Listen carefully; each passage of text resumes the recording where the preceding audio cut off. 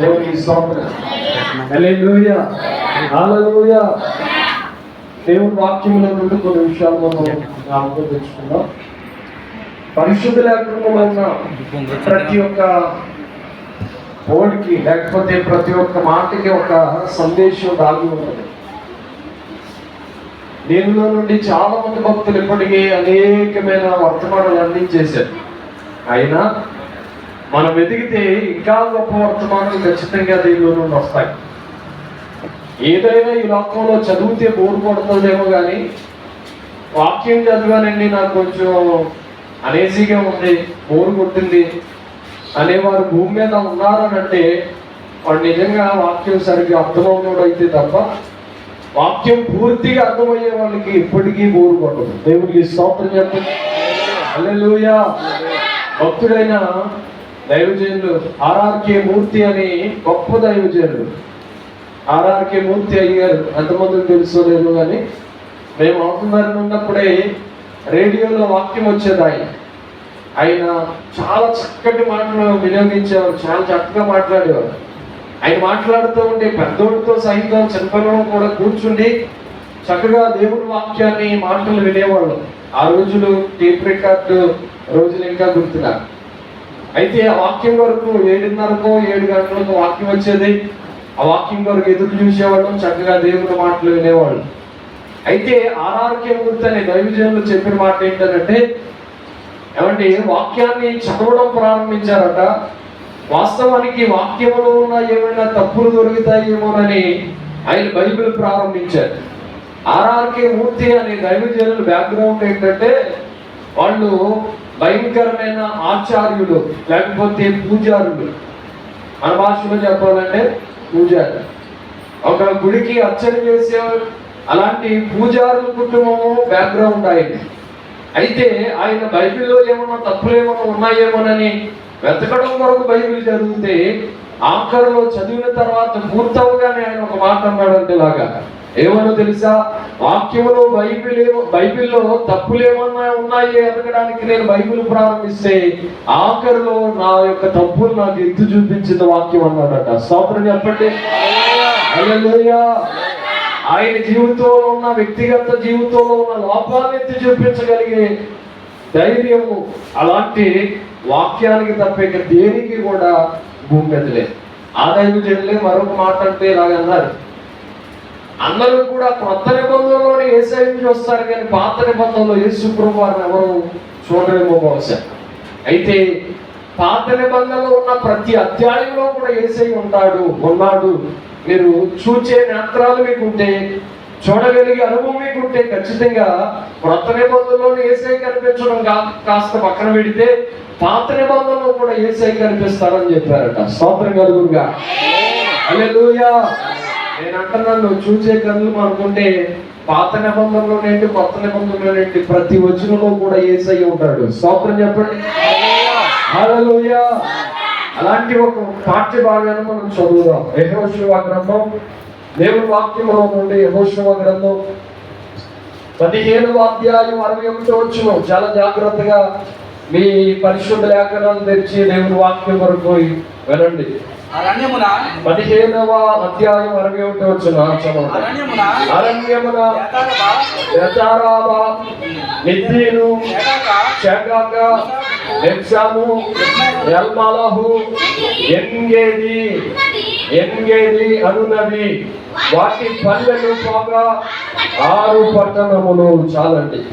ఆ మాట మీరు అండర్లైన్ చేసుకుంటే ఎన్గేది అనే మాట మనం చదువు. అక్కడ చాలా మాటలు ఉన్నాయి. అయితే ఎన్గేది అనే మాట మనం ఖచ్చితంగా ఆలోచన చేయాలి. దానికోసమే ఈ యొక్క పూట సందేశం. దేవుడికి స్తోత్రం చెప్పండి. హల్లెలూయా. ఏ మాట అది? ఎన్గేది. ఒక ఆయన అనమంటే ఏ గేది అంటున్నాడు. ఏ గేది కాదయ్యా, ఎన్గేది. దేవుడికి స్తోత్రం. హల్లెలూయా. మరొకసారి మంచిగా అండి, ఏ మాట అది? అందరూ చెప్పండి. ఎన్గేది. ఓకేనా? ఎన్గేది అనే మాటను చదువుగా. ఎన్గేది అనే మాటకి అర్థం ఏంటో చెప్తాను. ఎన్గేదిలో నుండి లేకపోతే బైబిల్లో మనం ఆలోచన చేస్తే తలపైకి ఎత్తి నా మాట వినండి జాగ్రత్తగా. మనం బైబిల్లో కొన్ని వర్డ్స్ కి లేకపోతే కొన్ని మాటలకు అర్థం ఆలోచన చేస్తే దాని వెనకాల యేసయ్య ఖచ్చితంగా దాగి ఉంటాడు. ఎంగేది అనే మాటకు కూడా అర్థం ఏంటంటే, మనం ఆలోచన చేసినప్పుడు ఆ ఎంగేది అనే మాటకి మేకపిల్ల ఊట అని అర్థం అండి. ఏం అర్థం? మేకపిల్ల ఊట. ఎంగేది అనే మాటకి అర్థం ఏంటంటే మేకపిల్ల ఊట అని అర్థం. అయితే ఈ మేకపిల్ల ఊటకి మనకి సంబంధం ఏంటండి అని అంటే, మనం ఆరాధిస్తున్న ప్రభువు యేసుక్రీస్తు జీవజలపు ఊట. స్తోత్రం చెప్పండి దగ్గరగా. హల్లెలూయా. ఎంగేది అనే మాటకి అర్థం ఏంటంటే మేకపిల్ల ఊట. అయితే మనం ఆరాధిస్తున్న ప్రభువు యేసుక్రీస్తుకి దేనికి సాదృశ్యం అని అంటే జీవజలపు ఊట. అందుకనే కదా పేతురు గారు ఒక సందర్భంలో యేసు ప్రభు అన్నారు, నువ్వు కూడా నన్ను వదిలిపెట్టి వెళ్ళిపోవచ్చు కదా అని అంటే, వెంటనే పేతురయ్య లేచి నిలబడి అంటాడు, అయ్యా నీవే జీవజలపు మాటలు గలవాడవు కదా, నిన్ను వదిలి నేను ఎక్కడికి వెళ్తానయ్యా అని అడిగాడు. యేసయ్యలో ఏముందంట? జీవజలపు ఊటలు ఉన్నాయంట. జీవజలపు ఊటలు. ఆ పేతురు గారే జీవజలపు అనే ఊటలు ఆయన తీసుకున్న తర్వాత యెరూషలేములో ఉన్న పట్టణాన్ని యేసయ్య దగ్గరికి తీసుకుని వచ్చేసాడు. స్తోత్రం కలుగునుగా. హల్లెలూయా. మనము కూడా జీవజలపు ఊట ఉన్న యేసయ్యను మనం కనుగొంటే, యేసయ్య మనకు అర్థమైతే, యేసు ప్రభువారిని పూర్తిగా మనం తెలుసుకుంటే, మన బ్రతుకు మానడమే కాదు, మన గ్రామమే దేవుని సన్నిధికి వచ్చేస్తుంది. దేవునికి స్తోత్రం. హల్లెలూయా. యేసు ప్రభువారి దేనికి సాదృశ్యం? జీవజలపు. మీకు బాగా అర్థం అవడం కోసం మరొక ఉదాహరణ. ఆ యొక్క మగ్దలేని మరియతో మాట్లాడుతూ ఏమంటే యాకోబు బావి దగ్గర జరిగిన సంభాషణలో యేసు ప్రభువారు అంటారు, జీవజలపు నది నా దగ్గర ఉంది, లేకపోతే జీవజలపు నేను నీకు ఇస్తాను, ఆ నీళ్లు త్రాగివాడు ఎప్పటికీ దప్పికొనడు. ఏమంటే జీవజలపు నది ఆయన దగ్గర ఉందంట. ఆ జీవజలపు అనే ఊట ఎవరైతే తాగుతారో వారు అప్పటికీ కూడా దప్పికొనరట.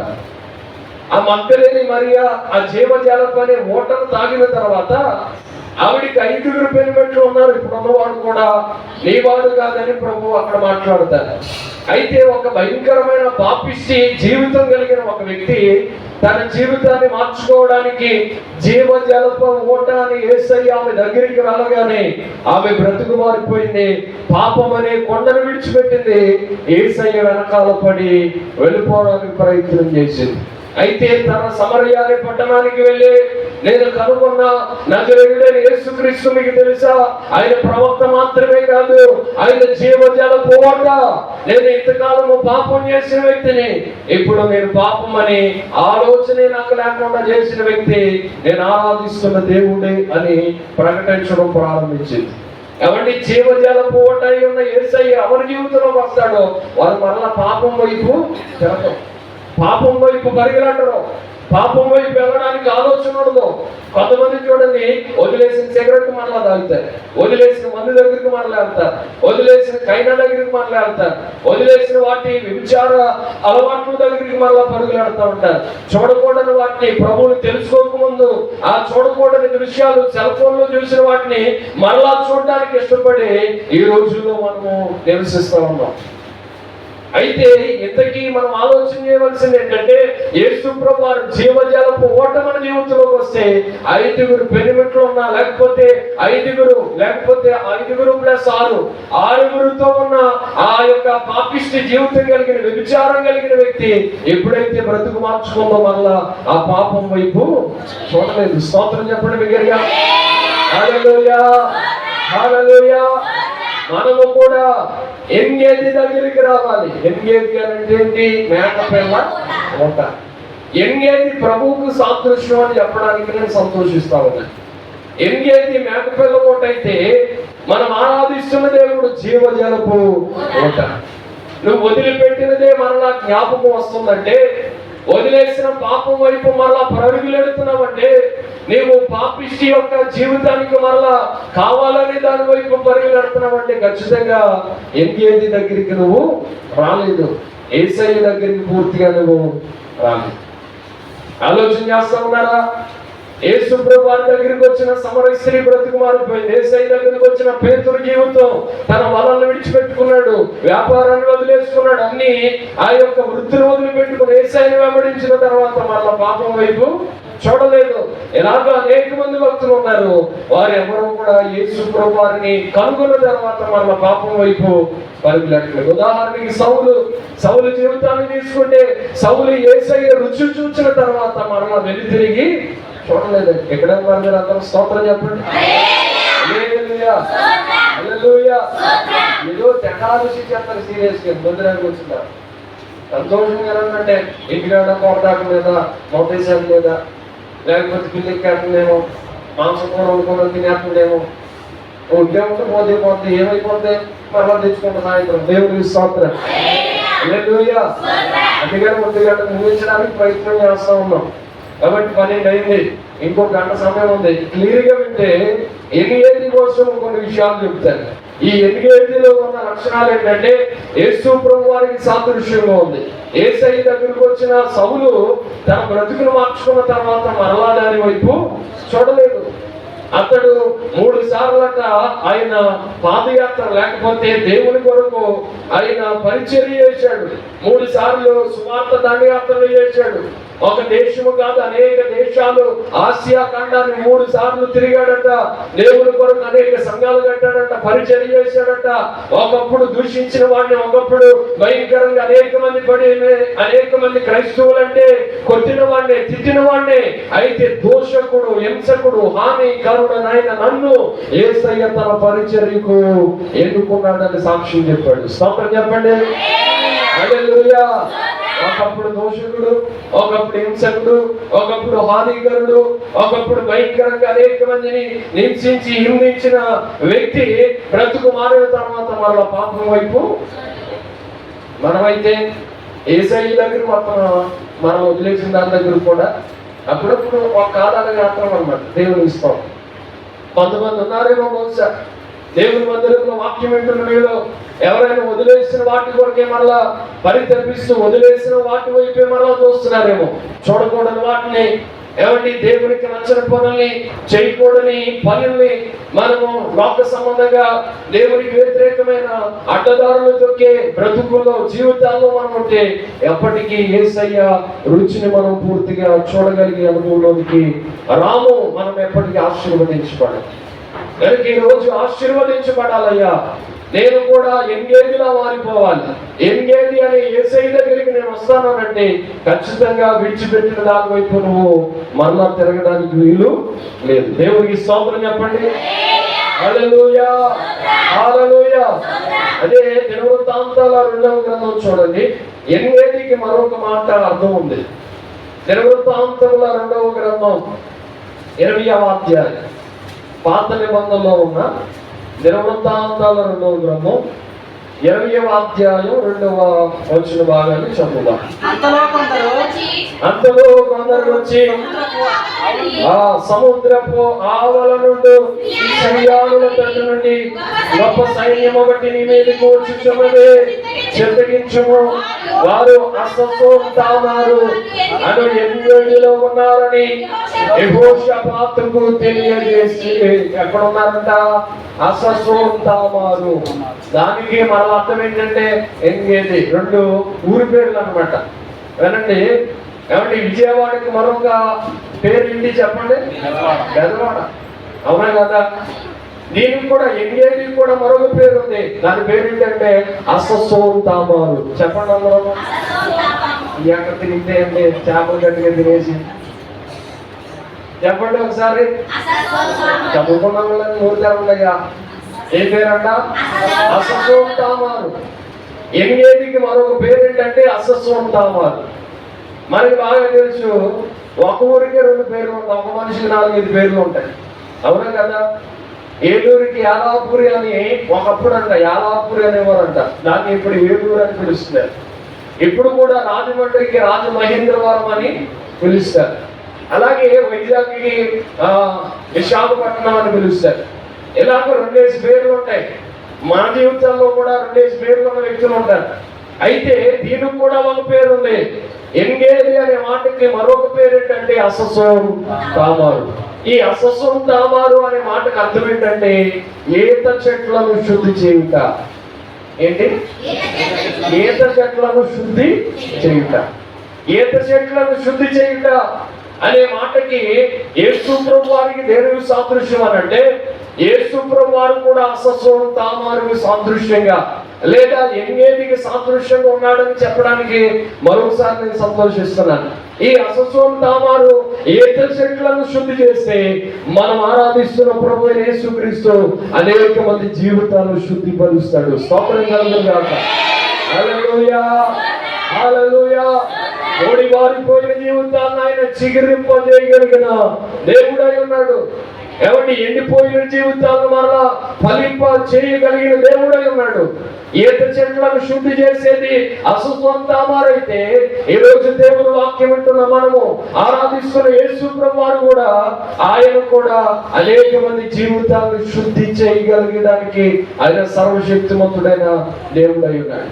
నీకు అర్థం అవడం కోసం మరొక ఆ మాటలో కొన్ని విషయాలు చెప్తాను. ఏమంటే ఒళ్ళుని శుభ్రం చేసుకోవాలనుకుంటే మనం ఏం వాడతాం? సోపు ఖచ్చితంగా వాడతాం. మన ఒంటిని శుభ్రం కొరకు సంతూరనో, లక్సానో, ఇంకా రకరకాల నెంబర్ 1 అనో, ఏమండి ఇంకా మ్యాడ్మిక్స్ అనో, రకరకాల సోప్స్ ఉన్నాయి. వీటన్నిటిని ఖచ్చితంగా వాడతాం. అయితే ఈ బట్టలు శుభ్రం చేయాలంటే ఆ ఒంటి శబ్దాన్ని శుభ్రం చేస్తామా? మరి దానికి మరలా వేరే బట్టల శబ్దం దానికి ఇంకేంటి ఏమంటారు? టైడ్ అంట, దేవుని స్తోత్రం, రింగ్ అంట. ఏమంటే వీటిని పట్టుకుని మళ్ళా వేరే సోపు వాడతాం దానికి. అదే పొట్టలో అంటులను శుభ్రం చేయాలంటే దానికి వేసబ్బా వాడడం, మళ్ళా దానికి వేరు, దానికి రింగ్ అని, ఇంకా రకరకాల ఏంటంటే డిమ్ అని, ఏమంటే కొన్ని ఉంటాయి, వాటికి మరలా వేరు. అదే ఏదైనా వాహనాలు శుభ్రం చేయడానికి అయితే వేరే వాడుతూ ఉంటాం. ఉదాహరణకి మనం అప్పుడప్పుడే తీసే కొన్ని వస్తువులు ఉంటాయి. ఏ వస్తువులు అంటే రాగి బిందులు, కంచి బిందులు ఉంటాయండి. అవి ఎందుకు ఉంటాయో ఎవరికి అర్థం కాదు, నాకు ఇప్పుడు తెలియదు దానికోసం. అవి అలాగే మీరు మీద ఆ పైన కనిపిస్తూ ఉంటాయి. ఏంటవి? కంచి బిందులు, రాగి బిందులు. వాటిని శుభ్రం చేస్తాం ఎప్పుడో తెలుసా? సంవత్సరానికి. అవునా కాదా?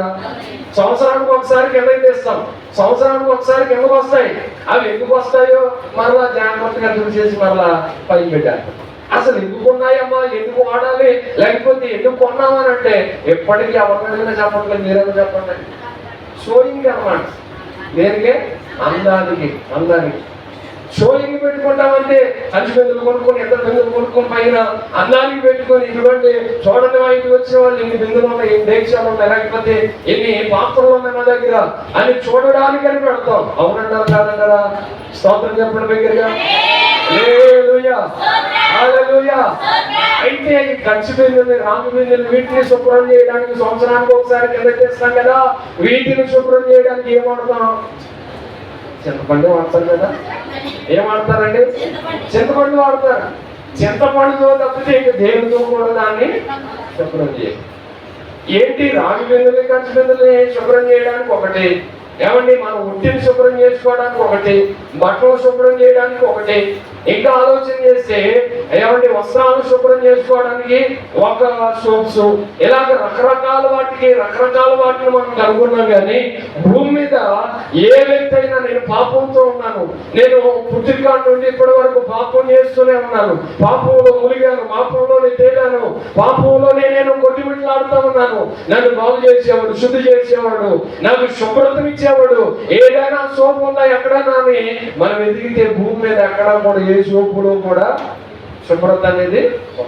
పాపాన్ని శుభ్రం చేసే సోపు భూమి మీద ఎవరు కూడా కనుగొనలేదు.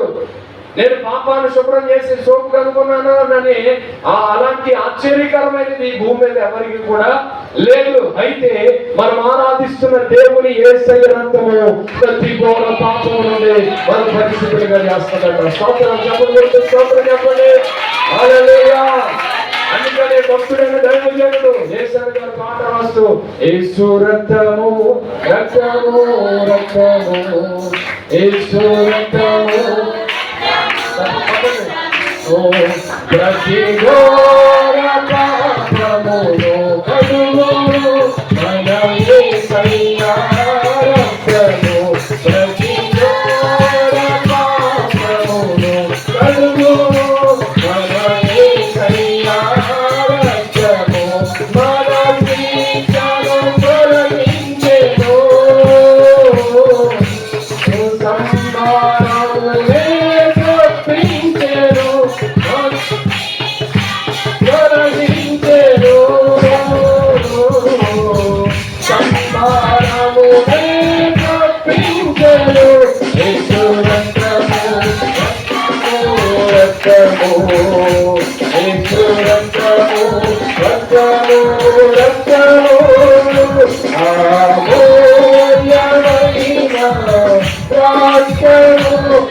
నిష్కళంకమైన రక్తము, అమూల్యమైన రక్తము, నిష్కళంకమైన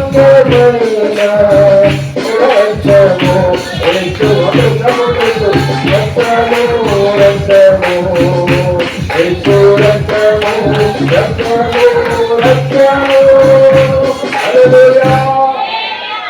రక్తం ప్రతి ఘోర పాపిని శుద్ధిపరుస్తుంది.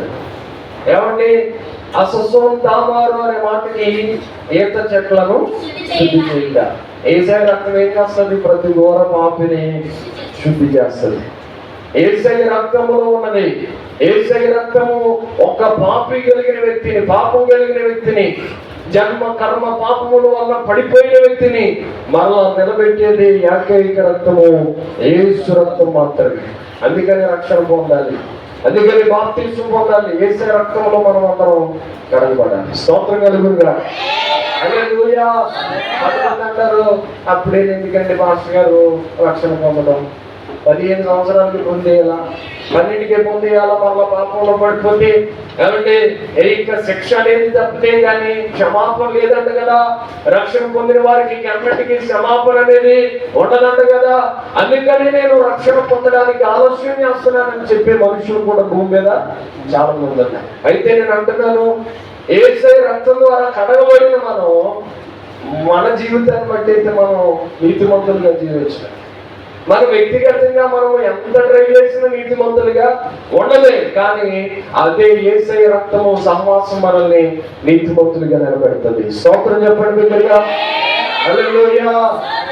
నేనేమంటున్నానంటే, యేసయ్య రక్తంలో కడగబడి చిన్న వయసులోనైనా, నడి వయసులోనైనా, పెద్ద వృద్ధాప్యంలోనైనా యేసు రక్తం చేత కడగబడిన మనం ఖచ్చితంగా మనం చేయవలసిన పని ఏంటంటే, యేసయ్య నేనైతే నీతిమంతురాలుగా నా జీవితాన్ని నేను కొనసాగించుకోలేనేమో, దయచేసి నీవు నాతో ఉండు ప్రభువా. నన్ను నీతిమంతుడిగా చేయ ప్రభువా, నీతిమంతురాలుగా ఉండించు ప్రభువా, నీతిమంతుడిగా ఉంచడానికి నేను ట్రై చేస్తాను, నువ్వు నాకు సహాయం చేయి ప్రభువా. అదే కదా. ఏమంటే మగ్దలేని మరియ తన జీవితాన్ని విడిచిపెట్టి ప్రభు కొరకు హతసాక్షి అవ్వడానికి ఇష్టపడిన మగ్దలేని మరియ జీవితాన్ని కోసం మనం ఆలోచన చేస్తే, నా యేసు ఎక్కడ, నా యేసును మీరు ఎవరైనా కనుగొన్నారా, నా యేసు ఎక్కడున్నాడు, నా యేసు ఎక్కడున్నాడు అని మొత్తం వెతుకుతా ఉందట.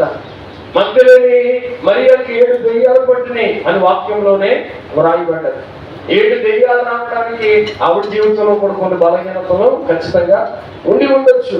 అయితే యేసయ్యను కనుక్కున్న తర్వాత, యేసు ప్రభువాని మీద పూర్తిగా ఆధారపడిన తర్వాత ఆవిడ యేసయ్య కోసమే పరితపించింది. దేవునికి స్తోత్రం. హల్లెలూయా. మనం కూడా చేయవలసింది ఏంటంటే, రక్షణ పొందిన తర్వాత వెనకడుగు వేయకూడదు, మళ్ళా తిరిగి చూడకూడదు.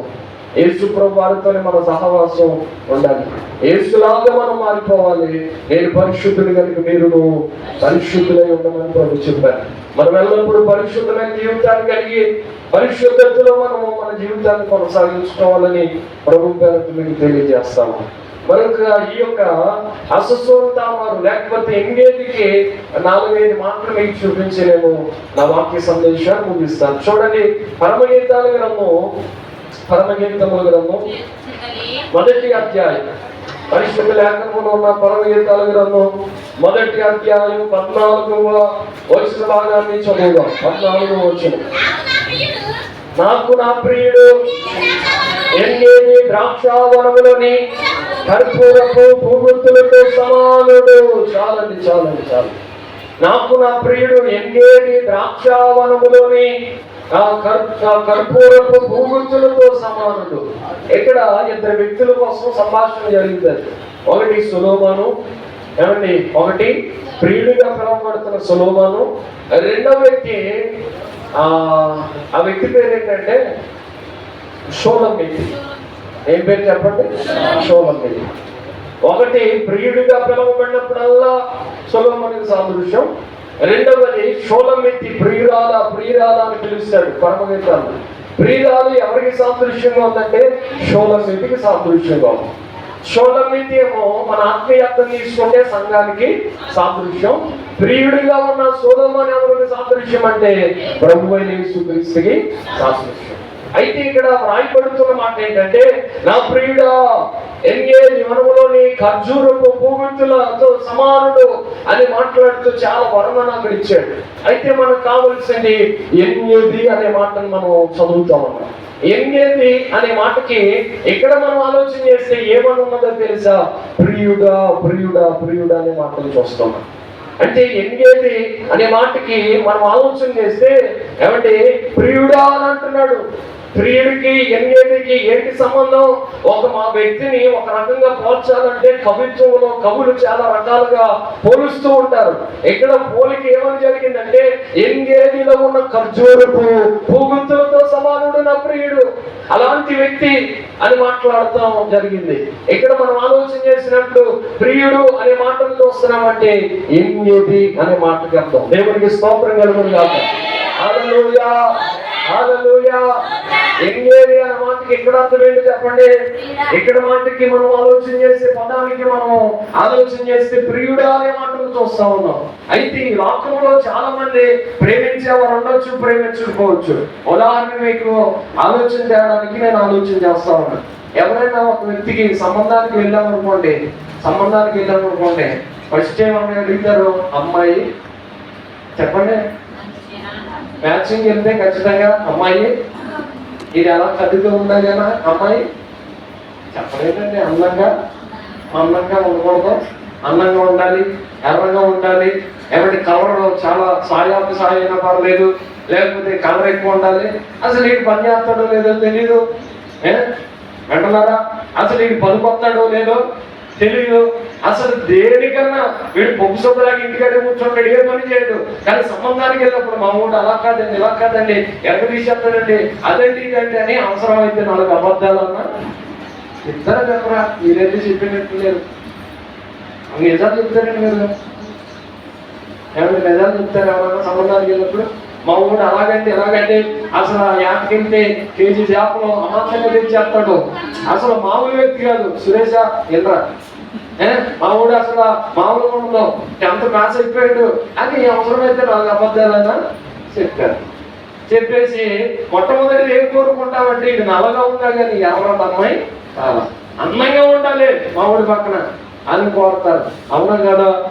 అంటే నల్లగా ఉన్న వాళ్ళని, ఏమండి కలర్ తక్కువగా ఉన్న వాళ్ళని కొంత సంబంధాల దగ్గరికి వెళ్ళినప్పటికీ ఏ వ్యక్తి కూడా మంచిగా ఆలోచన చేయరు. ఏంటంటే ఇదిగో కలర్ తక్కువ ఉన్న వాళ్ళు ఏమైనా చేసుకుంటాడండి, నల్లగా ఉందండి, జుట్టు తక్కువ ఉందండి, లేకపోతే రకరకాల వంకలు, ఫలానా రకంగా లేదు, ఎలా ఉండాలని నేను ఆశ, లేకపోతే ఎలా ఉండాలని నేను ఆలోచన చేశాను. నా డ్రీమ్స్ ఎలా ఉన్నాయని కొంతమంది అవనస్తులు ఇలాగ అంటూ ఉంటారు. నేనంటున్నాను ఏంటంటే తెలుసా, లోకంలో సరితూకంగా అందరూ సమానంగా ఏమి ఉండరు. కలర్గా ఉండే వాళ్ళు ఒకరు ఉంటారు, కలర్ లేకుండా ఉంటారు, మొక్కం మామూలుగానే ఉంటుంది, కొంతమంది కలగా ఉంటుంది, కల లేకుండా ఉంటది. అయితే ఈ లోకంలో వ్యత్యాసం బట్టి కొన్ని ప్రేమలు ఉంటాయి. కానీ మనం ఆరాధిస్తున్న దేవుడు నల్లగా ఉన్నా ఎర్రగా ఉన్నా అదే ప్రేమతో ప్రేమిస్తున్నాడు. స్తోత్రం చెప్పండి. నల్లగా ఉన్నాను ద్వేషించలేదు, ఎర్రగా ఉన్నామని ప్రేమించలేదు. ఏమండి నువ్వు సరిగ్గా హైట్ గా ఉన్నావని నేను పక్కన పెట్టలేదు. నువ్వు చాలా రెండవది ఏమడుగుతావు సంబంధానికి వెళ్ళినప్పుడు? సంబంధం అనే పాయింట్ దగ్గర ఉన్నావు కాసేపు. ఏమంటే సంబంధానికి వెళ్ళినప్పుడు రెండవది ఏమడుగుతావు? హైట్. అవునా కదా? మా ఊడు 6 అడుగుల ఆజాలు బాగుంటుంది, పిల్ల కనీసం 5 లేదు 5 8 ఉండాలండి అని అడుగుతారు. మీరు నవ్వుతున్నారంటే మీకు ఎప్పుడు అడిగి ఉంటారు, దేవుని ఇస్తాం. హల్లెలూయా. అయితే ఆలోచన చేయండి, ఖచ్చితంగా 6 అడుగులు ఉంటాడు మా అబ్బాయి, ఫలానా ఇంచేసి ఉంటాడు, ఇంత వరకు ఉండాలి, మొచ్చగాడి కన్నా రావాలి అంటే 4 అడుగులు సెలవుతే నచ్చడా, మరీ పొట్టుకోవడం పాపుదండి అని అంటూ ఉంటారు. అయితే ఈ లోకంలో హైట్ ని బట్టి కూడా ప్రేమించేవారు ఖచ్చితంగా ఉంటారా? హైట్ ని బట్టి ప్రేమించే వాళ్ళు కూడా ఉంటారు. పొట్టుగా ఉన్నారంటే వద్దండి అని వచ్చేసిన సంబంధాలు కూడా ఉంటాయి. అయితే పొట్టుగా ఉన్నా, హైట్ గా ఉన్నా, హైట్ తక్కువ ఉన్నా, ఏమండి బాగా 7 అడుగులు ఉన్నా, బాగా 3 అడుగులున్నా కూడా లేకపోయినా మనం ఆరాధిస్తున్న దేవుడు అందరినీ సమానంగానే ప్రేమిస్తున్నాడట. స్తోత్రం చెప్పండి దగ్గరగా. హల్లెలూయా. కలర్ని చూసి ప్రేమించడం, హైట్ని చూసి ప్రేమించడం. మూడవది ఏంటంటే ఐటు కవర్ అయిపోయిన తర్వాత మరి మా ఊరికి 10 లక్షలు పలుకుతుంది మార్కెట్లో. ఏంటి 10 లక్షలు పలుకుతుంది, మరి ఎంత ఇస్తారు? అవునా కదా? 7 లక్షలు పలుకుతుంది, 10 పలుకుతుందండి, మరి ఎంత ఇస్తారు? అంటే డబ్బు దగ్గర సంబంధాలు కొన్ని సెట్ అయిపోయినాయి, కొన్ని పాడైపోయినాయి కూడా ఖచ్చితంగా ఉంటాయి. డబ్బు దగ్గరికి వెళ్ళినప్పటికీ సంబంధాలు పాడైపోయి అనే పరిస్థితులు కూడా ఉంటాయి. ఏమండి, బాగా కట్నం ఇచ్చే అమ్మాయి అనుకోండి, వాళ్ళ వెనకాల బ్యాక్గ్రౌండ్ బాగుందంట, చాలా ఆస్తి ఉందంట, అవన్నీ మనకు వచ్చేస్తాయి మ్యారేజ్ చేసుకుంటే. అంత మాత్రమే కాదు, ఆవిడ మన ఇంటికి వచ్చినప్పుడల్లా 1 లక్ష రూపాయలు తెస్తే బాగా ప్రేమిస్తారు, ఒక 50,000 పట్టుకొస్తే బాగా ప్రేమిస్తారు. అసలు ఏమి తీయకపోతే నాలా చెడ్డమాటలని తిడతా ఉంటారు ఇంట్లో. ఏంటి అని అంటే డబ్బును చూసి సంబంధాలు మనం సెట్ చేసుకున్న వాడు కూడా లోకంలో లేక పోలేదు. డబ్బును చూసి సంబంధాలు సెట్ చేసుకున్న వాడు కూడా భూమి మీద చాలా మంది ఉన్నారు. అయితే మనం ఆలోచన చేయాలి, డబ్బు ఉన్నా లేకపోయినా, ఎవరి నీ దగ్గర వెండి ఉన్నా వెండి లేకపోయినా, బంగారం ఉన్నా లేకపోయినా, ధనధాన్యాలు ఉన్నా లేకపోయినా, నీకు ఏమి కలిగి ఉన్నా ఏమి లేకపోయినా, మనం ఆరాధిస్తున్న ప్రభువైన యేసుక్రీస్తు మనల్ని ప్రాణం ఇచ్చి అంతగా ప్రేమించాడంట. స్తోత్రం చెప్పండి దగ్గరగా. హల్లెలూయా. ఏమంటే అందాన్ని బట్టి ప్రేమించట్లేదు, మన హైట్ను బట్టి దేవుడు ప్రేమించట్లేదు. మూడవది, మనము ఇచ్చే డబ్బును బట్టో లేకపోతే మన దగ్గర ఉన్న బ్యాక్గ్రౌండ్ బట్టో మనల్ని ప్రభు ప్రేమించట్లేదు. నేను అంటున్నాను, సంబంధాలను ఏది కూడా డబ్బును బట్టి మనం సెట్ చేసుకోకూడదు. ఒకవేళ అలాగే సెట్ చేసుకుంటే ఏం జరుగుతుందో తెలుసా? నాకు తెలిసిన ఆలోచన బట్టి నేను చెప్తున్నాను, మీరు ఆలోచన చేయండి. ఒకవేళ సంబంధం అనేది డబ్బు కాడికి వస్తే, డబ్బు అనేది సంబంధంలోకి వస్తే అది వ్యాపారం అవుతుంది తప్ప బంధము కాదండి. వ్యాపారం దగ్గర డబ్బు ఖచ్చితంగా ఉంటుంది, వ్యాపారంలో లావాదేవీలు ఉంటాయి. కానీ సంబంధం దగ్గర డబ్బు అనే ప్రస్తావన పక్కన పెట్టి ముందు మనకి యోగ్యురాలా కాదా, యోగ్యమైన స్త్రీయా కాదా, మనకి మన ఇంట్లో అన్ని పనులు మనకి కావలసిన ప్రతిదాన్ని సమకూరుస్తుందా లేదా, నిమ్మలంగా ఉంటారా అన్ని సెట్ చేసుకున్న తర్వాతే అప్పుడు డబ్బులే పక్కన పెట్టేసి మనము సంబంధం దగ్గరికి వెళ్ళాలి. దేవుడికి స్తోత్రం చెప్పండి. హల్లెలూయా. బాగా డబ్బు కొత్తదని ఒక తల్లంట ఒక లజ్జాన్ని చేసుకుందంట. ఆవిడకి మాటలు రావు సరిగ్గా, లజ్జాన్ని చేసుకుంది. నాకు తెలిసిన ఒక సహోదరు నత్తి అమ్మాయిని చేసుకుని బాగా డబ్బు కొత్తది అనుకోండి. అయితే ఒక్కటే అమ్మాయి, వెనకాల కూడా చాలా సపోర్ట్ ఉంది. ఆ సపోర్ట్ని బట్టి వచ్చినప్పుడు అలా ఒక 50,000 పెడుతుందో, 1,00,000 రూపాయలు పెడుతుంది అనుకోండి. తీరా చూస్తే ఏం జరిగిందో తెలుసా? ఏమీ తెలియట్లేదు, గొడవ అయిపోయింది. ఎంతనన్న కష్టం కూడా పూర్తి అవ్వలేదు, దానికి వచ్చి గొడవ అయింది. ఉన్న ఆస్తి ఏంటి అని ఆలోచన చేస్తే, ఉన్న ఆస్తి అంటే ఎప్పుడో వాళ్ళందరూ కూడా ఆ ఉన్న ఆస్తికి ఎన్నో అప్పులు చేశారట. అప్పులకి ఆస్తులన్నీ కూడా అమ్మినా సరిపోవు, అంత విపరీతమైన అప్పులు ఉన్నాయి. అప్పుల ప్రస్తావన ఎవరు చేయాలని కాబట్టి తెలియలేదు. అయితే నత్తిగా మాట్లాడుతుందని, వంకరిగా మాట్లాడుతుందని, సరిగ్గా మాట్లాడటం రావట్లేదని నత్తిగా మాట్లాడినప్పుడు ఆ పక్కన ఆ యొక్క నేనేమంటారు సొల్లు అంటారు కదా, ఆ మాట నుండి వచ్చి దాన్ని పక్క కారిపోతుందని, ఇక రకరకాలుగా మంచిగా మాట్లాడలేదని, ఎవరిని సరిగ్గా పనులు చేయట్లేదని వీటన్నిటిని బట్టి ద్వేషించడం ప్రారంభించింది ఇంట్లో ఉన్నట్టుగా. ఇద్దరి మధ్యన చాలా గొడవలు అయిపోయి కుటుంబం కట్టబడుతుందేమోనని చాలా ప్రయత్నం చేశారు, కానీ ఇంక కట్టబడట్లేదు. ఇంక గొడవలు అయిపోతున్న పరిస్థితులు ఏమైపోయిందో తెలుసా? కాపురం విడాకుల వరకు వచ్చేసింది.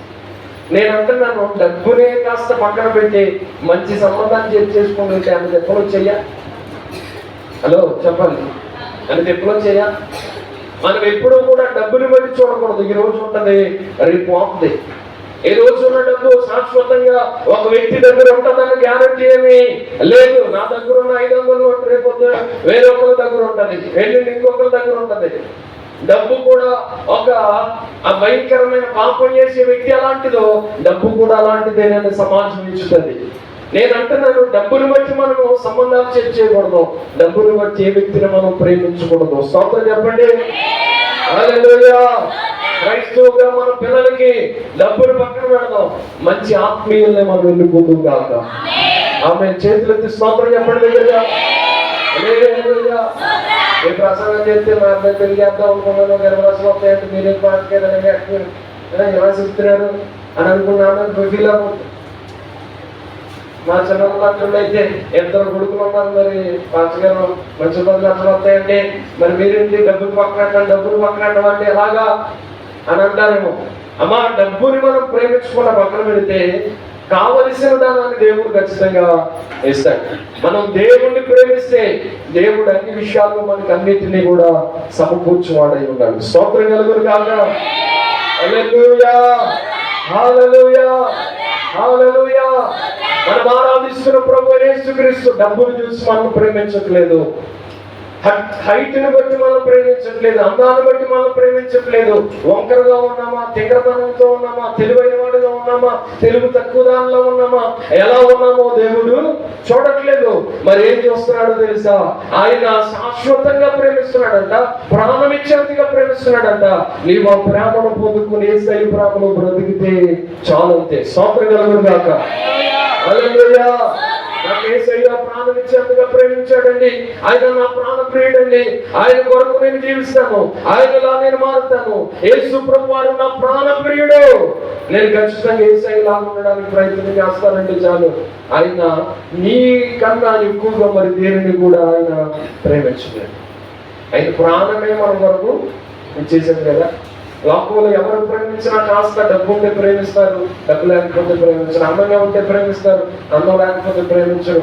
ఏమన్నా మనకి హైట్ తక్కువ ఉంటే, కలర్ తక్కువ ఉంటే కొంత ప్రేమించే వాళ్ళు ఉంటారు, ప్రేమించిన వాళ్ళు ఉంటారు. ఈ లోకంలో వీటన్నిటిని బట్టి ప్రేమించకుండా ఆయన ప్రేమ అంటే ఆకాశము గతించిన భూమి అంతమైపోయినా యేసయ్య ప్రేమ అన్నట్టుకి మారదు.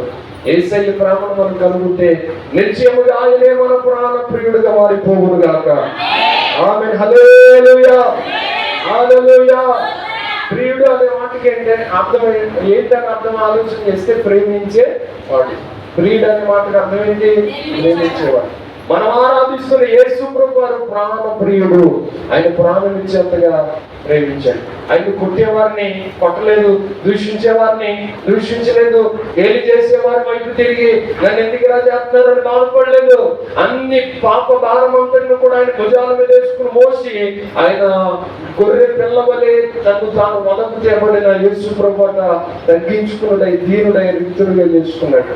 పక్కలో బొల్లు పోటు పొడిచిన, గడ్డం పెట్టి తిరిగేసిన, ఏమంటే తల పెట్టుకుని ఏడిపించిన, మళ్ళ కిరీటం కొట్టిన, గాలి పొడిచిన, కొరడాలతో కొడుతున్నా, ఆ సిలువనెత్తి మొయ్యి అని ఏడిపిస్తున్నా, హేళన చేస్తున్నా, ఏమని దూషించినా కానీ యేసు ప్రభువు ఏమాత్రము కూడా వెళ్ళి తిరిగి లేదు. యేసయ్య ప్రేమ చాలా గొప్పది అని చెప్పడానికి మరొకసారి సంతోషిస్తాము. కానీ దేవునికి స్తోత్రం కలుగును గాక. హల్లెలూయా. ఈ ఎన్యది అనేది ఎక్కడి నుండి వచ్చిందంటే అని అంటే యూదా గోత్రానికి అంటున్నారా. ఎన్యది అనేది యూదా గోత్రానికి ఆ రోజుల్లో పంపకాలు చేసినప్పుడు ఏమంటే మోషే గారు చనిపోయారు కానీ యెహోషువ ఉన్నాడు కదా, యెహోషువ పంపకాలు పంచినప్పుడు ఎన్యది అనే స్థలాన్ని అంట యూదా గోత్రానికి స్వాస్థ్యముగా ఇచ్చారట. దేనికి ఇచ్చారు? స్వాస్థ్యముగా ఇచ్చారు. స్వాస్థ్యము అనే మాటను మనం హనుమాను బైబిల్ గ్రంథంలో చూస్తాం. కుమారుడు యెహోవా అనుగ్రహించు స్వాస్థ్యం అని చూస్తాం. ఏమంటే కుమారుడు ఏంటి అని అంటే స్వాస్థ్యము. స్వాస్థ్యం అనే మాటకి మీనింగ్ ఏంటంటే మనతో కలిసి ఉండిపోయేది. స్వాస్థ్యం అని అంటే డబ్బు మనకి స్వాస్థ్యమే, బంగారం మనకి స్వాస్థ్యమే, పితరులు సంపాదించిన ఆస్తులు మనకు స్వాస్థ్యముగా ఇవ్వబడతాయి. కనుక కుమారులు మనకు స్వాస్థ్యమే. ఈ యొక్క ఎంగేది అనేది కూడా స్వాస్థ్యముగా యూదా గోత్రానికి కేటాయించబడ్డది. మనం ఆరాధిస్తున్న దేవుడు కూడా మనకి స్వాస్థ్యముగా ఇవ్వబడ్డాడు. స్తోత్రం చెప్పండి గట్టిగా. హల్లెలూయా. ఏంటి మన స్వాస్థ్యం అంటే యేసయ్యే మన స్వాస్థ్యము. స్తోత్రం కలుగును గాక. హల్లెలూయా. యేసయ్యే మన స్వాస్థ్యము అంటే యేసయ్యే మనతో కలిసి జీవితాంతం ఉండేవాడు. లోపల పిచ్చులు ఏమన్నా ఉదాహరణ చెప్పాలంటే ఎక్కడికైనా మనం పడతానికి వెళ్తా దాని చూసుకుంటే మాది పలానా పక్కన పలానా సైట్ ఉంటుంది, ఆ సైట్ నాదే, 10 ఎకరాలు నాదే అంటే ఏంటి మా తాతోళ్ళు దాన్ని ఇచ్చారు నాకు అని చెప్తా ఉంటారు కొంటున్నారు. లేకపోతే 2 ఎకరాలు ఉంటాయి, ఆ 2 ఎకరాలు మా తాతోళ్ళు ఇచ్చారని చెప్తారు. అయితే ఇలాగ మనం ఆలోచన చేస్తున్నప్పుడు జరిగింది ఏంటంటే ఇవన్నీ కూడా స్వాస్థ్యాలుగా కొంత ఆ మనుషులకి ఇవ్వబడతాయి. కొంతమందికి స్థలాలు ఇవ్వబడతాయి, కొంతమందికి పొలాలు ఇవ్వబడతాయి, కొంతమందికి బిల్డింగ్స్ ఇవ్వబడతాయి, కొంతమందికి వెండి బంగారాలు స్వాస్థ్యంగా ఇచ్చిన దాఖలాలు ఉన్నాయి, కొంతమందికి పిల్లలు స్వాస్థ్యంగా ఇవ్వబడ్డారు, కొంతమందికి రకరకాల స్వాస్థ్యాలు ఉన్నాయి. అయితే నీకు నాకు ఏ స్వాస్థ్యమో తెలుసా? యేసయ్యే మన స్వాస్థ్యము. యేసయ్యని స్వాస్థ్యముగా మనం చేసుకుంటే ఈ లోపలు అన్నీ అయిపోతాయి, కానీ యేసయ్య మాత్రం ఎప్పటికీ జరిగిపోదు. స్తోత్రం కలుగును గాక. హల్లెలూయా, హల్లెలూయా. యేసయ్యే నా విశ్వాసం, యేసయ్యే నా జీవితం అని మనం ఖచ్చితంగా విశ్వసించవలసిన వారమై ఉన్నాం. మూడో మాటగా మనం ఆలోచన చేద్దాం. చూడండి, సమూయేలు మొదటి గ్రంథం 23:29 చదువుతాం. నేను ముగిస్తున్నాను త్వరగానే. సమూయేలు మొదటి గ్రంథం 23వ అధ్యాయం 29వ వచనం చదువుతారు. తరువాత దావీదు అక్కడి నుండి పోయి ఎన్గేదికి వచ్చి కొండ స్థలములలో నివాసము చేయుచుండెను. ఎక్కడ నివాసం చేస్తున్నాడట? కొండ స్థలములలో. ఎక్కడ నివాసం చేస్తున్నాడు? కొండ స్థలములు. దావీదు ఎన్గేదిలో నివాసం చేస్తున్నాడు, అదే కొండ స్థలం. కాబట్టి దావీదుని ఎవరు ధర్మకు వస్తున్నారు అంటే ఇంచుమించుగా 3000 మంది ధర్మకు వస్తున్నారు. అధ్యాయంలో చదువుకుంటే దావీదుని 3000 మంది ఇంచుమించుగా ధర్మకు వస్తామన్నారు. సౌలు ఎవరు అనంటే తరిమేవారు ఎవరో తెలుసా? సౌలు గారు. సౌలు గారు ఎవరండి? సౌలు గారు దావీదు గారు స్వయాన మాంగారు. ఎవరు? మాంగారే. మాంగారే వెనకాల ధర్మకు వచ్చారని తీసుకుని మాంగారు కూడా 3000 మంది వెనకాల ధర్మకు వస్తున్నారంట. 3000 మందిని వెనకాల వేసుకుని మాంగారు ధర్మకు వస్తామంటే దావీదు పారిపోతూ వెళ్ళిపోతూ ఒక దగ్గరికి వెళ్ళిపోయాడట. అది ఎక్కడో తెలుసా? ఆశ్రయపురమైన ఎన్గేదికి వెళ్ళిపోయాడు. స్తోత్రం కలుగును గాక. హల్లెలూయా. ఎన్గేది దగ్గరికి వెళ్ళగానే అతనికి ఒక నివాస స్థలం దొరికింది, ఉండడానికి ఒక దాగు చోటు దొరికింది. మనం ఆరాధిస్తున్న ప్రభు యేసుక్రీస్తు ప్రభు అని కూడా మనకు ఆశ్రయ దుర్గం. మహోన్నతిని చాటును 91 కీర్తనలో మహోన్నతిని చాటును నివసించేవాడే సర్వశక్తుని నీడను విశ్రమించేవాడు అని మాట్లాడితే ఆయనే నా కొండ, నా కోట, నా రక్షణ దుర్గము, నాకు ఆశ్రయ దుర్గం అని మాట్లాడతాడు. బైబిల్లో కీర్తన గ్రంథంలో పలుమార్లు నాకు ఆశ్రయ దుర్గం, నా ప్రాణ దుర్గం అని వ్రాయబడి ఉంది. మనం ఆలోచన చేస్తే మనం ఆరాధిస్తున్న ప్రభు యేసుక్రీస్తు మనకు ఆశ్రయ దుర్గమై ఉన్నాడు. చెప్పండి, ఏమై ఉన్నాడు? ఆశ్రయ దుర్గం. ఆశ్రయ దుర్గముగా దావీదుకు దాగుచోటుగా దొరికింది. మనం ఆరాధిస్తున్న దేవుని దగ్గరికి వస్తే మనకు కూడా ఆశ్రయ దుర్గం దొరుకుతుంది. దావీదు పరుగు పందెంలో ఉన్నాడు, మనము కూడా జీవితం అనే పరుగు పందెంలో ఉన్నాం. దేనిలో ఉన్నాం? జీవితం అనే పరుగు పందెంలో పరిగెడతా ఉన్నాం. వెనకాల శత్రువులు వస్తున్నారు, భయంకరంగా ఆ గాయపరిచే అనేక రకరకాల వైరస్లు, రకరకాల బాధలు, రకరకాల శ్రమలు ఎన్ని తరుము వస్తున్నా కానీ ఎన్గేదికి వెళ్ళే వరకు మనం కాపుదల అనేది మనకి ఖచ్చితంగా దొరకదు. ఎక్కడ మనం దాక్కోలేము, ఎక్కడ మనం నివాసం చేయలేము. కానీ దాగు చూడబడి ఉంది, అదే ఎన్గేది అనే స్థలం. ఎన్గేదికి మనం వస్తే ఎన్గేది అని అంటే ముందుగా చెప్పాను, ఎవరికి సాదృశ్యం? యేసు ప్రభు వారికి. చెప్పండి, ఎవరికి సాదృశ్యం? యేసు ప్రభు వారికి సాదృశ్యంగా ఉన్న ఈ ఎన్గేదికి మనం వస్తే ఎన్ని కష్టాలు వచ్చినా మనకి కష్టాలుగా అనిపించం, నా శ్రమలుగా అనిపించలేదు అని అంటాడు. మనకి ఎన్ని శ్రమలు, ఎన్ని ఒడిదుడుకులు, ఎన్ని బాధలు, ఎన్ని నిందలు, ఎన్ని అవమానాలు, ఎన్ని తరుముకు వస్తున్న వెనకాల మన వెనకాల వచ్చేవి ఏవి కూడా మనకి శ్రమలుగా అనిపించు. ఎవరి దగ్గరికి వస్తే యేసయ్య దగ్గరికి వచ్చేస్తాయి. స్తోత్రం కలుగును గాక. ఎప్పటి సంతోషంగా చేతులైతే హల్లెలూయా, హల్లెలూయా. ఇది అర్థం అవడం కోసం చెప్తున్నాను. పులి అంట, పులి పెద్దగా ఉంటుంది కదా. పులి కూడా పులి ఒక కుందేలు పట్టుకోవడానికి ట్రై చేస్తుందంటాడు. ఒక చిన్న కుందేలు అంత ఉంటుంది, ఇంకా అరచేయి అంత ఉంటుంది, 2 చేతులు కలిపి అంత ఉంటుంది. ఈ కుందేలు ఆ ముందు పరిగెడతా ఉంది, వెనకాలేమో పురుగు పరిగెడతా ఉంది. పరిగెడతా ఉంటే దీనికి ముళ్ళు అలసిపోయి ఎలా పరిగెడతా ఉంది. దొరికేస్తానేమో, చచ్చిపోతానేమో, చంపేస్తానేమో అని పరిగెడుతూ ఆ ఒక చోటకి వెళ్ళగానే బండ సందులు ఉంటాయి. ఏముంటాయి? బండ సందులు ఉంటాయి కదా. 2 బండల మధ్యన ఒక సందు లాంటిది ఉండదు. ఆ సందులోకి వెళ్ళిపోయి కుందేలు చెరవ గల ఆ గొప్పకును దూరేసిందండి. లోపలికి వెళ్ళిపోయింది. లోపలికి వెళ్ళిపోతే సింహం అక్కడ దాకా వెళ్ళి గాండ్రించుకుంటాం బయటికి రావాలంట. అక్కడ దాకా వెళ్ళి అంటే సింహం లోపలికి వెళ్ళలేదు కదా, ఆ బయట అంటుందంట, బయటికి రాంటుందంట. నేను రానుగాక రానంటుందంట. ఏమండి రానుగాక రానంటుందంట. ఈ సింహం అంటుందంట బయటికి రానంటుందంట. నేను రానుగాక రాను, ఏం చేసుకుంటావో చేసుకో అని అంటుంటే వెంటనే ఎలా చేస్తావా అని ఇది ఆగి ఆలోచన చేస్తా ఉంది. లోపలికి వెళ్ళిపోయింది. ఏం చేస్తుందో తెలిసి బ్రేక్ డాన్స్ చేస్తుందంట. నన్ను ఏం చేయలేవులే తరుముకుంటూ వచ్చావు, ప్రాణభయంతో వచ్చేసాను, చచ్చిపోతాను అనుకున్నాను, చంపేస్తాం అనుకున్నాను, అవన్నీ మర్చిపోయి పక్కన పెట్టేసి ఇప్పుడు నన్ను ఏం చేయలేదు కదా అని బ్రేక్ డాన్స్ చేస్తుందంట. బ్రేక్ డాన్స్ తెలుసా? స్తోత్రం కలుగుగా. హల్లెలూయా అంటే ఆనందంతో వేసే డాన్స్ దేవునికి స్తోత్రం. హల్లెలూయా బ్రేక్ డాన్స్ చేస్తూ డాన్స్ చేస్తుందంట. నన్నేమి చేయలేవుగా. మనము కూడా ఈ కథలో ఉన్న నీతి ఏంటంటే వ్యక్తిగతంగా అపవాది మనం తరుముతూ ఉంటాడు. తరుముతూ ఉన్నప్పుడు ఆశ్రయ దుర్గమైన ఏమంటే బండ సందులలో ఎగురు నా పావురమా అని వాక్యంలో ఉంది.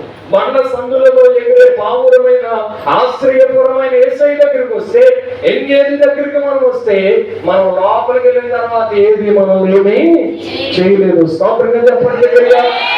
హల్లెలూయా. ఎప్పుడన్నా కుక్క తరిగిందా? ఎవరినన్నా కుక్క అంటే భయమా? నాకు మాత్రం చాలా భయం.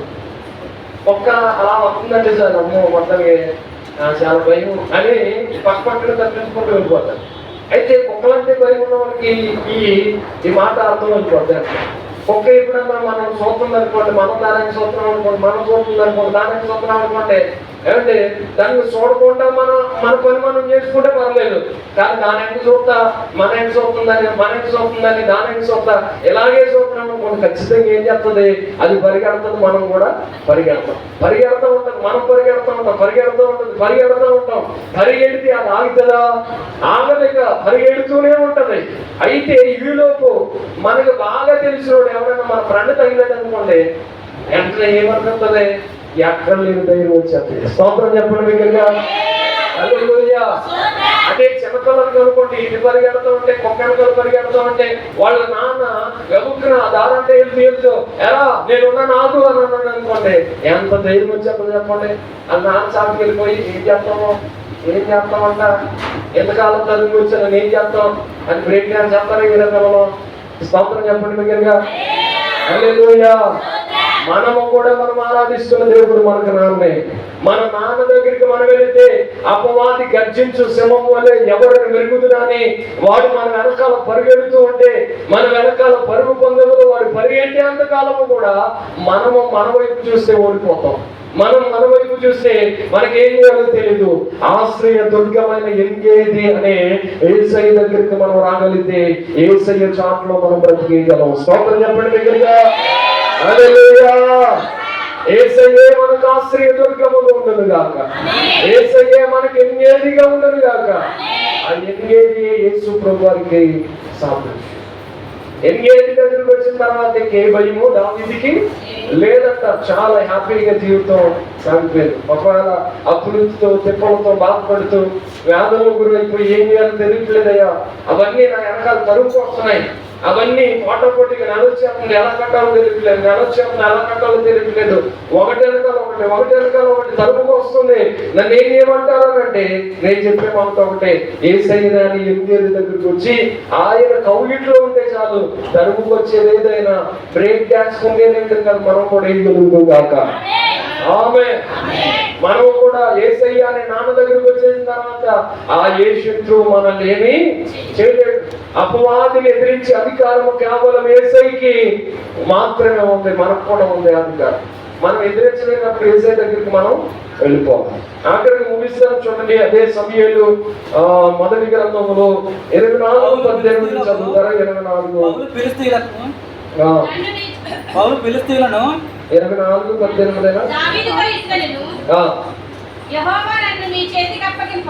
సమయంలో మొదటి 24:18 యెహోవా నన్ను నీ చేతికి అప్పగింపగా నన్ను చంపగా విడిచినందున ఈ దినమున నీవు అపకారమునకు ఉపకారము చేసిన వాడువై నా ఎడల నీకున్న ఉపకార బుద్ధిని వెల్లడి చేసి కనుక నీవు నాకంటే నీతిపరుడు. చాలు. ఇక్కడ ఏమన్నా రాయబడ్డారంటే వెనకాల మానగాడు తలుపు వస్తున్నాడు కదా, 3,000 మంది వేసుకుని. దావీదు ఒక చోటుకి వెళ్ళిన తర్వాత ఆగిపోయి విశ్రాంతి తీసుకున్నాడు కదా, ఎంగేజ్ అనే ప్రాంతంలో విశ్రాంతి పొందుతున్నప్పుడు ఈయనకి దావీదు గారికి ఎవరో దొరికారో తెలుసు, సౌలు గారు దొరికేశాడు. విన్నారా మీరు? తలను పెట్టారు. సౌలు గారికి ఎవరు దొరికారు? దావీదు గారికి దొరికేశాడు. దావీదుకి ఏమో చంపడానికి సౌలు కొరకు పరిగెట్టుకుంటూ వచ్చాడు, కానీ దావీదు దొరకలేదు. దావీదుకి ఆ సౌలు అనే శత్రువు లేకపోతే మాంగారు దొరికేశాడు. ఇప్పుడు దగ్గరికల్లా వెళ్ళి వస్త్రపు చెంగును కోసట. వస్త్రపు చెంగును కోసి, నాయన నీతిమంతుడు అయిన ఈ యొక్క సౌలా, నీవు నా జీవితాన్ని బట్టి నన్ను చంపడానికి వచ్చావు చాలాసార్లు, కానీ నేను మాత్రం నువ్వు దొరికిన చంపడానికి ఇష్టపడ్డాను, నేను నిన్ను వదిలేస్తున్నాను అని చెప్పగానే ఆ వస్త్రపు చెంగును ఆయనకి చిన్న పొట్టను కోచి ఆయన చూపించగానే ఆయన సౌలు గారు ఏమన్నాడు తెలిసిన, ఆయన నీతిపరుడు నీవు అని మాట్లాడాడట. స్తోత్రం కలుగునుగా. హల్లెలూయా. ఈ పలుకు నీదేనా అని బిగ్గరగా ఇచ్చి దావీదుతో ఇట్లా నేను అనే మాటను చూస్తున్నాను. ఏమని ఏడుస్తున్నాడు సౌలు? నాయనా ఈ స్వరము నీదేనా, ఈ మాట నీదేనా, నీ కోసం నేను తరుముకు వస్తా ఉంటే నువ్వు నీ చేతులతో నేను దొరికినా కానీ నన్ను చంపకుండా నాకు ఉపకారం చేసావా? ఎంత గొప్ప నీతి పరుడు అయ్యాను. అంటే శత్రువు ఆయన దగ్గరకు వచ్చినా కానీ ఆయన ఏం చేయలేదు, కొట్టలేదండి. ఎందుకంటే సౌలు ఎవరి అభిషేకాన్ని పొందాడు? దేవుని అభిషేకాన్ని పొందాడు. అభిషేక్తులు నేను ఉండకూడదు, అది నాకు విరోధం, దేవునికి విరోధం, శాపగ్రస్తులైపోతానేమో అన్న భయం దావీదు జీవితంలో. మనము కూడా నీతిమంతులమైన మనము మనకన్నా నీతిమంతుల దగ్గరికి వెళ్ళి చాలా జాగ్రత్తగా మాట్లాడాలి. మనం వెనకాల ఎన్ని శ్రమలు వచ్చినా, ఎన్ని బాధలు వచ్చినా, ఎన్ని కష్టాలు వచ్చినా, ఎన్ని ధర్మం వచ్చినా వారిలో నుండే మనకు శ్రమలు కలిగిన మనం మాత్రం వారు కీడు చేసేవారుగా ఉండకూడదు. దేవునికి స్తోత్రం. హల్లెలూయా. మనకు అనేక మంది కీడు చేస్తారు, అలాగే కీడు చేసేద్దామా? అనేక మంది చంపడానికి ప్రయత్నం చేస్తారు, అనేక మంది నాశనం చేయడానికి ప్రయత్నం చేస్తారు. మనం వాళ్ళందరూ నాశనం అయిపోవాలని ప్రార్థన చేయాలా? ఏమండి, మనల్ని పాడు చేయడానికి వచ్చిన వాళ్ళని కూడా కాపాడు ప్రభు అని మనము ప్రార్థన చేయాలి. అంటే ఎంత క్షమించే క్షమాపణ పడుకుంటారో ఆలోచించి, ఎంత మూర్ఖులైనా మనం క్షమించాలి. కొంతమంది అంటారు, మా అత్తగారిని మాత్రం క్షమించండి, అందరినీ క్షమించాలి, మా కోడలు మాత్రం క్షమించండి, ఇంకా దేశంలో ఎవరినైనా క్షమిస్తాము. కొంతమందిని చూడండి, మా అమ్మ మాత్రం క్షమించను, మా నాన్న మాత్రం క్షమించను, ఎవరినైనా నేను. మనము ఎవరిని క్షమించాలి అని అంటే మన వెనకాల వచ్చేవాడు శత్రువు అయినప్పటికీ కూడా శత్రువును సైతం మిత్రులుగా చేయగలిగిన దేవుడు మనం ఆరాధిస్తున్న ప్రభువైన యేసుక్రీస్తు మాత్రమే. స్తోత్రం కలుగునుగాక. హల్లెలూయా. ఆ శత్రువు నాకు మిత్రులుగా చేయి ప్రభువా. అయ్యా, శత్రువును బట్టి గత కొన్ని దినాల కిందటే దైవజనులు చెప్పిన మాటలో ఏమంటే ఇసాకు కోసం మాట్లాడుతూ జగడమాడలేదని, ఆయన ఎక్కడ గొడవలు పెట్టుకోలేదని ఒక మాట ఆదికాండంలో చూపించారు దైవజనులు. ఆ మాటను బట్టి మరొకసారి మీకు జ్ఞాపకం చేస్తున్నాను, మనం గొడవలు పెట్టుకోవడం పక్కన పెట్టి మనం సమాధానం కొరకు ఎదురు చూస్తే సమాధానం పరుచు వారు దేవుని కుమారులు అనబడతారు. మనం దేవుని కుమారులు అయిపోతాం, కుమార్తెలు అయిపోతాం. మనం గొడవలు పెట్టడం కాదు, గొడవలు అవసరం అయితే సంతాలి. దేవునికి స్తోత్రం. హల్లెలూయా. హల్లెలూయా. కొంతమందికి వయసు పెరుగుతుంది కానీ కొల్లే చేస్తా ఉంటారంటే, గొడవలు పెడతా ఉంటారండి. గొడవలు ఎట్టడం కాదమ్మా, గొడవలు అవసరమైతే మనము సాల్వ్ చేయాలి, ఆపాలి. మీరు ఆలోచన చేయండి, ఎక్కడ గొడవ జరిగినా మట్టుకు మనం ట్రై చేసేది ఏంటంటే దాన్ని ఆపడానికే ట్రై చేయాలి. మనం అవకాదంటే పక్కకి వెళ్ళిపోయినా పర్వాలేదు, కానీ మన వెనకాల ఎవరైనా శత్రువులు మన మీద తరుముకు వస్తున్నాం, పగ తీర్చుకునేవారు మన మీద ఉన్నా కానీ మనం వారిని పట్టించుకోవాల్సిన పని ఏమీ లేదు. మన పక్షాన ఉన్న దేవుడు చాలా గొప్పవాడనే సంగతి మనం గుర్తుపెట్టుకుందాం. మనం అందరినీ ప్రేమించాలి, అందరితో సమాధానంగా ఉండాలి, అందరితో మాట్లాడాలి. సత్యమైతే అవసరం లేకపోతే వదిలిపెట్టేయాలి, కానీ మనం ఎవరితో కూడా గొడవలు పెట్టుకోకూడదు. దేవునికి స్తోత్రం కలుగునుగాక. హల్లెలూయా. హల్లెలూయా. సమూయేలు గ్రంథంలో చూడండి, దినవృత్తాంతాల గ్రంథం 20వ అధ్యాయం 1వ వచనం, ఆఖరిగా నేను ముగిస్తున్నాను. దినవృత్తాంతాల 1వ గ్రంథం 20వ అధ్యాయం 1వ వచనం. ఇది అయిన తర్వాత మోయాబీయులను అమ్మోనీయులను కొందరు దండెత్తి యెహోషాపాతు మీదికి వచ్చి, అంతలో కొందరు వచ్చి సముద్రము ఆవల నుండి సిరియానుల తట్టు నుండి గొప్ప సైన్యం ఒకటి నీ మీదికి వచ్చుచున్నది, చెత్తగించము, వారు అససోంతామారులను ఎంగేజ్లో ఉన్నారని యెహోషాపాతుకు తెలియజేసిరి. చాలండి. ఇక్కడ యెహోషాపాతు మీదకి 3 రాజులు దండెత్తుకుని వచ్చారంట. వారు ఎవరెవరు అంటే మోయాబీయులు, 2వది అమ్మోనీయులు, 3వది మోయోనీయులు. చెప్పండి, మోయాబీయులు, అమ్మోనీయులు, మోయోనీయులు. మొత్తం 3 జాతులు వారు, 3 తెగల వారు వచ్చారు. అయితే యెహోషాపాతు చేసిన పని అంటే స్తుతించే వారిని, పాడేవారిని, ప్రార్థించే వారిని ముందుగా సైన్యంలో ముందుగా పెట్టాడంట. వారు పాడుతూ ఉన్నారంట, స్తుతిస్తూ ఉన్నారంట, ఆరాధిస్తూ ఉన్నారంట, దేవుని నామాన్ని కనపరుస్తూ ఉన్నారంట. దేవుడు గొప్ప విజయం ఇచ్చాడు. ఎలాంటిదో తెలుసా? వారు 3 తెగల వారు, 3 జాతుల వారు వచ్చి ఒకరిని కొడదామని వచ్చారు. వాళ్ళకు వాళ్ళే తన్నుకుని వచ్చారు. వాళ్ళకి వాళ్ళే తన్నుకున్నారు, వాళ్ళే పొడుచుకున్నారు, వాళ్ళకి వాళ్ళే ఖర్చులు పెట్టుకుని దూచుకున్నారు. అనేక మంది చనిపోయారు. 3 తెగల వారు ఒక్కరు కూడా బ్రతకలేదు. స్తోత్రం కలుగును గాక. హల్లెలూయా. అది ఎక్కడ జరిగిందో చెప్పండి? అససోంతామారనే ఎంగేదిలో. ఎక్కడ జరిగిందంట? ఎంగేదిలో జరిగింది. ఎంగేదిలో ఏమొచ్చిందనంటే యెహోషాపాతుకి విజయం వచ్చింది. ఏమొచ్చిందండి? విజయం వచ్చింది. మనం కూడా అనేక రకరకాల పోరాటంలో ఉన్నాం.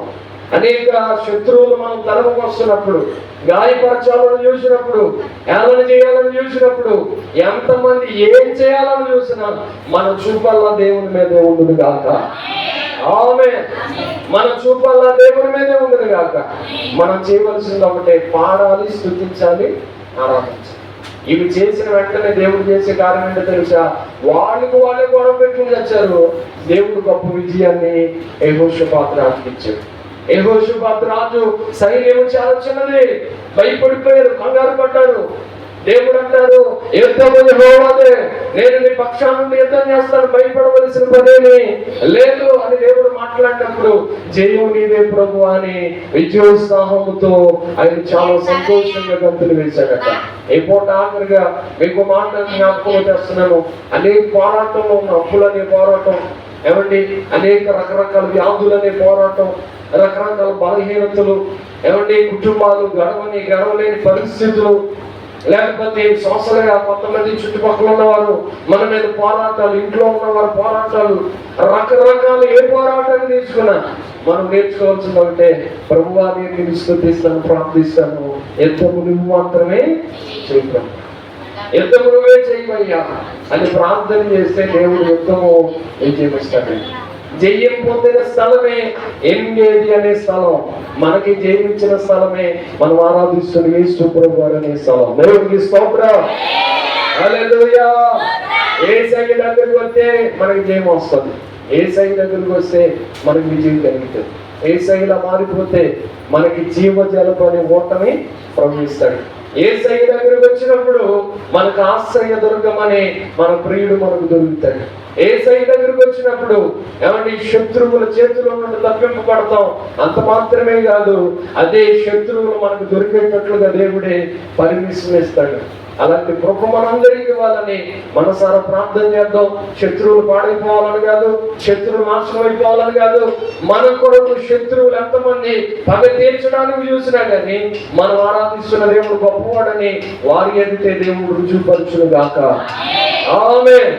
లోకంలో అందరితో సమాధానంగా ఉందాం. దేవుడు అందరికి సమాధానం ఇచ్చి మనమందరికీ విజయం ఇచ్చి మనం పంపించును గాక. తన గురించి ప్రార్థన చేసుకున్నాం.